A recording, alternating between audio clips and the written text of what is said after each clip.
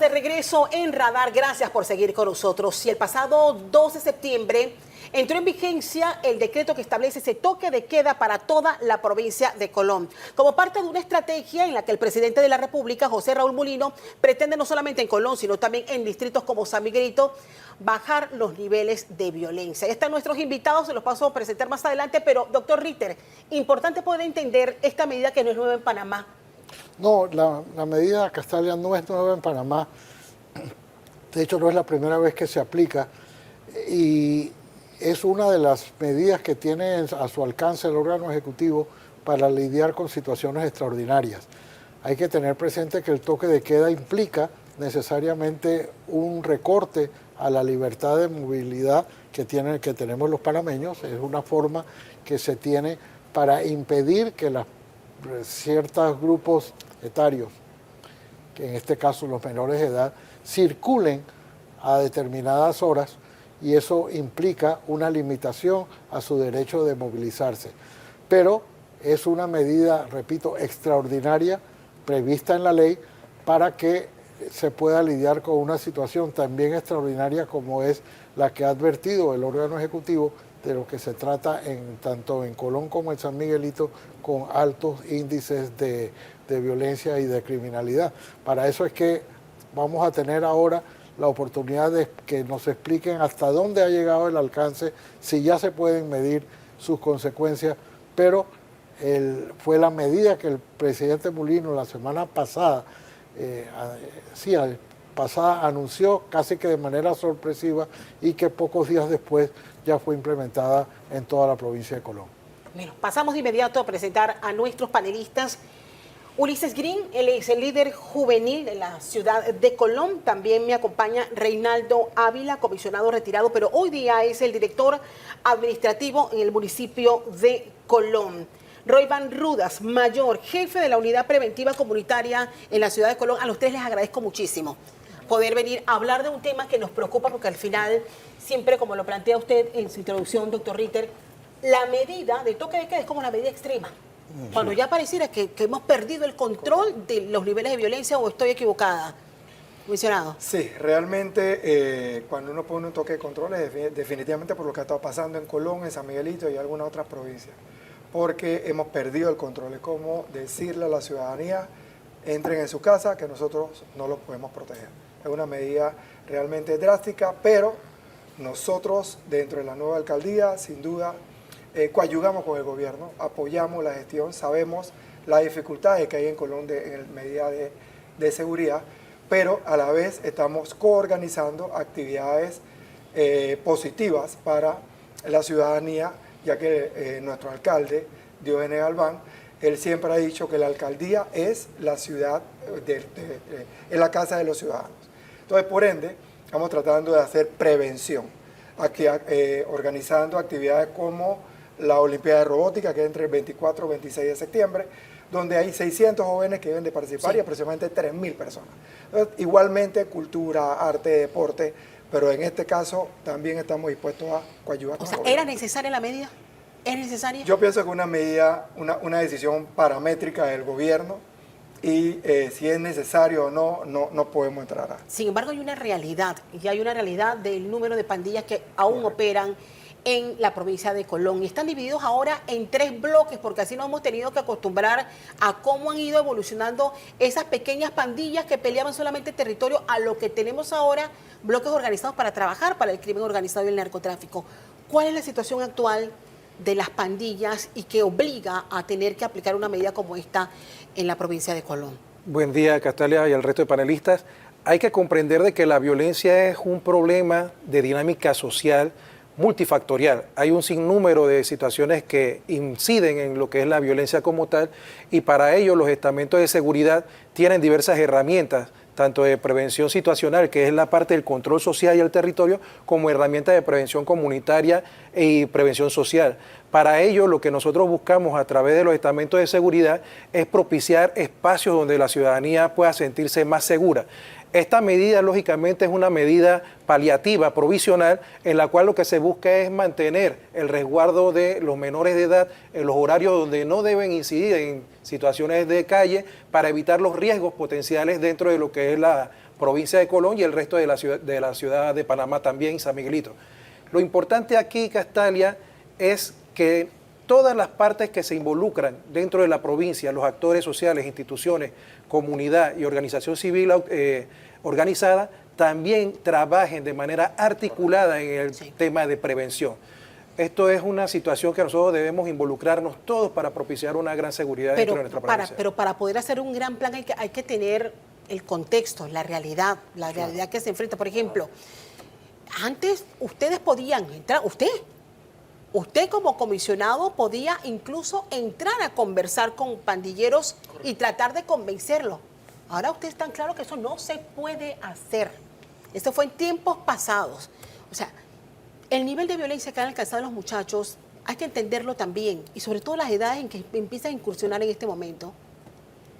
Comisionado mayor. Hay una línea en la cual la mayoría de los menores de edad ingresan prácticamente desde los 10 años hasta edades de 22, 23 años como la parte medular o potencial de estos grupos delictivos.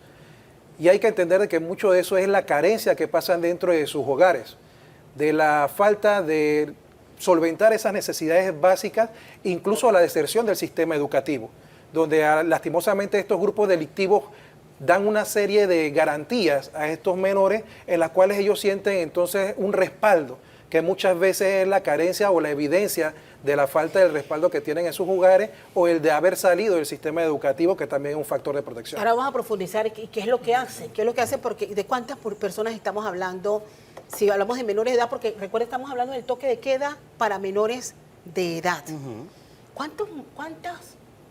difícil va a ser controlar este volumen de muchachos que forman parte de pandillas que van a estar a la hora que les da la gana en la ciudad, en cualquier parte de la provincia de Colón? No, mira, y yo creo que, y escuchar que se ha perdido el control como sociedad civil, porque soy parte de una fundación que trabaja en tema de la prevención de la violencia, es dramático para la provincia, porque estamos hablando de padres de familia que quieren salir al parque, por ejemplo, trabajan todo el día y en la noche quieren salir al parque y no pueden porque existe un miedo de pandilla, porque existe un miedo que pueda pasar alguna situación puntual en alguno de los barrios. Entonces, perder el control y utilizar una medida como el toque de queda es dramático para la población colonense, para la población de San Miguelito, y además que entender de que el toque de queda no es el problema, porque al final del día ningún menor de edad después de las 9 de la noche debe estar en la calle sin el padre de familia, es por ley. Entonces, implementar un toque de queda como la única opción para prevenir la violencia en la provincia de Colón es totalmente preocupante,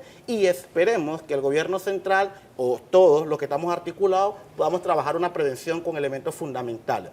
¿Y a qué me refiero con esto? Porque anteriormente ya se han dado este tipo de medidas que no han tenido ningún resultado. ¿Por qué? Al contrario, porque ha sido la única opción. Aquí tenemos menores de edad que no están en su casa no porque no quieren, sino porque viven situaciones complejas dentro de su casa, que son familias disfuncionales. Y encerrarlo en su casa, simplemente el día siguiente este joven se enfrenta nuevamente al entorno que vive, que es un entorno totalmente hostil, donde existen líderes de pandilla que le dan lo que no le dan en la casa.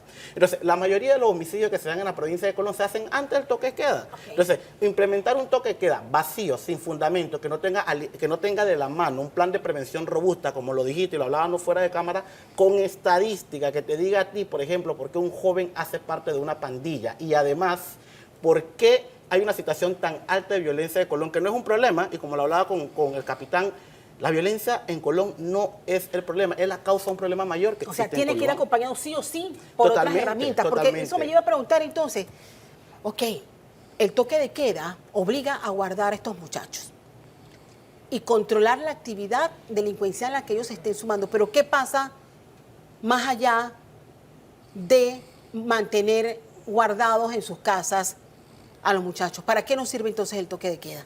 Nosotros esperamos en la nueva alcaldía de que sea una medida momentánea, que vaya acompañada de una estrategia de los estamentos de seguridad que nos involucre a nosotros como actores de la comunidad, igual manera los inversionistas, los comerciantes del área y también otras instituciones como educación, MIES, y que podamos lograr de que este toque de queda se quite en el menor tiempo posible.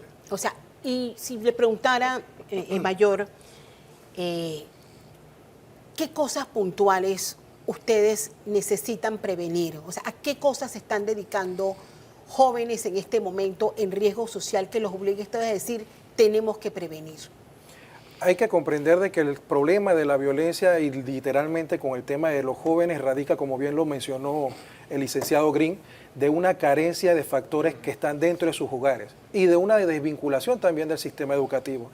Para ello, a través de la línea ministerial de nuestro señor ministro de Seguridad, Fran Ábrego, estamos estableciendo dentro de esas estrategias, como bien lo mencionaron, actividades de estar cerca de la comunidad, incorporar a los miembros de la comunidad en el trabajo de prevención. Y para ello, cada uno de los estamentos de seguridad está estableciendo también temas de incorporación en materia de prevención con los menores de edad en los centros educativos, por ejemplo, niñez y adolescencia, a través de los programas de prevención contra la incorporación a pandillas, contra el consumo de drogas, las unidades preventivas comunitarias, aliándose de manera estratégica con el sistema educativo y con fundaciones como la de Los Imparables en Colón, que lidera el licenciado Ulises Green, para tratar de propiciar entornos de convivencia donde los muchachos puedan estar generando actividades propias de su edad. Pero eso va a depender de los papás, porque yo tendría que preguntarle a usted, cuando ustedes detectan a un muchacho, y bueno, ya podemos hablar de la experiencia a partir del 2 de septiembre a la fecha,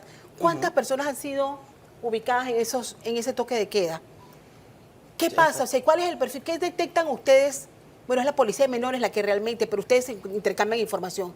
¿Cuál es el perfil del muchacho que encuentran a las 1 de la mañana, 2 de la mañana, 10, un muchacho de 11, 12, 14 años? Usted lo mencionó, lastimosamente es un menor de edad que no tiene el respaldo por parte de su familia, de su madre, de su padre, que tiene una desvinculación en cuanto a lo que es el proceso de formación de este menor. Un menor que prácticamente está solo y que busca un respaldo a través de lo que son los grupos delictivos para poder sentir que se realiza como individuo, como persona. Ese es el perfil que por lo general encontramos en los menores de edad que están siendo captados durante el tema del toque de queda. ¿Y están o no están en la escuela?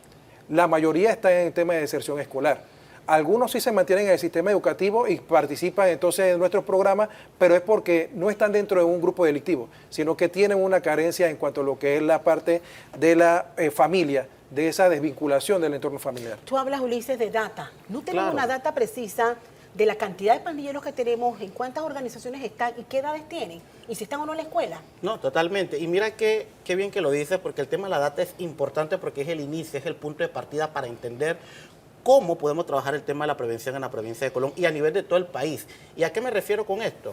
Que, por ejemplo, y tú lo dijiste muy claro, Castalia, un joven que es llevado o un adolescente que es llevado o es detenido a las 1 o 2 de la mañana, que no es registrado muchas veces o no existe un listado de estos jóvenes, por qué fue elegido a esa hora de la noche y cuáles son las situaciones que está viviendo ese joven actualmente en su hogar, si está en deserción o no está en deserción. Ese es el problema de nuestro sistema de gobierno y muchas veces los planes de prevención fracasan porque no existe una data y se va directamente a estas medidas extremas porque son medidas de represión, al final del día son medidas de represión porque no existe un plan o una data que te permita entender de dónde iniciamos y cuáles son esos elementos que hacen que, por ejemplo, un joven se integra a una pandilla delictiva en la provincia de Colón por falta de esa data que no existe. Comisionado Ávila, usted dice que esperan que sea una medida temporal, porque usted forma parte de una administración alcalicia que apuesta a la seguridad, pero también generar empleos, darle otra cara a la ciudad de Colón, darle economía al colonense, pero una medida como esta impacta. Es como dice Ulises, un papá que quiere ir con sus hijos a un parque cualquier día, pues no lo puede hacer y ahí deja de ir a restaurantes, deja de ir a otros lugares y sí o sí impacta el derecho a la circulación de terceros. Claro, por eso mismo nosotros estamos pidiéndole al Ministerio de Seguridad, con el comisionado Fran Ábrego, con el que hemos tenido muy buena comunicación, que sea una medida momentánea, porque nos afecta. Y estamos claros en que el resultado del pandillerismo, de la violencia que existe en la provincia, no es solamente porque ellos quieren tener violencia, sino de que ellos están peleándose el poder de droga, de dinero. Y sí, el estamento de seguridad, el Ministerio de Seguridad con los estamentos de seguridad realiza un bloqueo en todo lo que es la provincia y evita que haya tránsito tan fluido de droga. Sin duda va a ser una medida que va a impactar a las pandillas y va a reducir ese efecto en los menores de edad y en todos los pandilleros. ¿Es el microtráfico lo que mayor problema les da? Mayor. El microtráfico es una de las actividades ilícitas más recurrentes dentro de cada una de las comunidades. Y lógicamente es una de las actividades propicias que dentro de este tema se desemboca en las actividades ilícitas que recurren los participantes de los grupos delictivos. Nosotros tenemos niños vendiendo droga en las calles de Colón. Directamente como tal, no, pero son parte de un sistema que se incorpora a este tipo de actividades ilícitas. Cuando usted dice mensajeros, los utilizan de mensajeros. O sea, ¿a qué se refiere cuando que utilizan a menores de mensajeros? Por lo general, en el tema de los grupos delictivos, estos son los muchachos que van a estar llevando un mensaje de un lado a otro, porque con su condición de menor de edad son difícilmente detectables o procesables por el sistema de justicia. Pero de igual manera hay que entender de que estos muchachos tienen una situación en la cual la familia es la que debe incurrir y fortalecerse a través de las actividades con otras instituciones para tratar de evitar que ellos participen en estas actividades Pero ilícitas. ¿qué pasa cuando el mayor peligro para ese menor de edad que ustedes tratan de rescatar es su propia familia? Exactamente. Que son los que le venden droga, son los que preparan la droga. El chiquillo está con el cuaderno haciendo tarea y están los papás preparando efecto, droga es una o realidad. pesando, porque eso duele describirlo. Total. Pero es así. Pasa. Y por ejemplo, en Alto de los Lagos, y el mayor no me deja mentir, pasa. Y entonces hay una familia totalmente disfuncional, porque en la familia y su entorno es disfuncional. Cuando sale el barrio también es disfuncional. Y cuando va a la escuela también es disfuncional, porque en escuelas ya existen células de pandillerismo. Y que existen deserciones en las escuelas por temas de pandillerismo. Entonces ese joven se enfrenta a diferentes interseccionalidades que el único resultado o el caldo de cultivo es ser parte de una pandilla, porque tenemos que estar claros, los jóvenes adolescentes quieren ser parte de algo. Y más si son jóvenes que vienen en situaciones de barrio. Entonces, en esa transición de la adolescencia a la adultez, si ese joven no tiene todos los elementos necesarios para ser un buen ciudadano, al final del día se va a encontrar con pandillas que le va a brindar dinero, le va a brindar estabilidad, la estabilidad de ser el mejor en el barrio, y aparte de eso también le va a brindar la seguridad que supuestamente ellos buscan. Entonces, si no arreglamos todos estos elementos, vamos a tener problemas de pandilla. ¿A qué hora inicia el toque de queda? A las 8. Desde las 8 de la noche. Hasta los jueves y los viernes desde las 9 de la noche. Viernes hasta domingo. Pero eso no se controla en la noche. ¿Qué hacemos para controlar el día? Exactamente. Hay quienes han señalado que no entienden el toque de queda cuando la mayoría de los homicidios se están reportando de día. O sea, ¿qué hacemos con una realidad como esa? Total. Y en escuelas, porque hace un año atrás, y yo tuve una entrevista en Colón, precisamente con TVN, se dio una balacera en el Instituto Rufo Agaray, donde hubo un muerto. Un joven de Alto de los Lagos, precisamente, introdució un revólver dentro de la escuela y mató a otro estudiante. Eso es trágico y terrible. O sea, estamos hablando de qué otros controles tenemos que llevar a las escuelas. ¿Hay pandillas en las escuelas? La parte Mayor? importante que menciona Ulises es la articulación entre cada uno de los actores que están dentro de una comunidad. Como bien lo mencionaste, muchas veces el mismo sistema familiar es disfuncional. El entorno en el que se desarrolla cada uno de nuestros niños, niñas y adolescentes también es disfuncional. Entonces, cada una de las instituciones que participan en materia de prevención tiene que ejercer un trabajo articulado.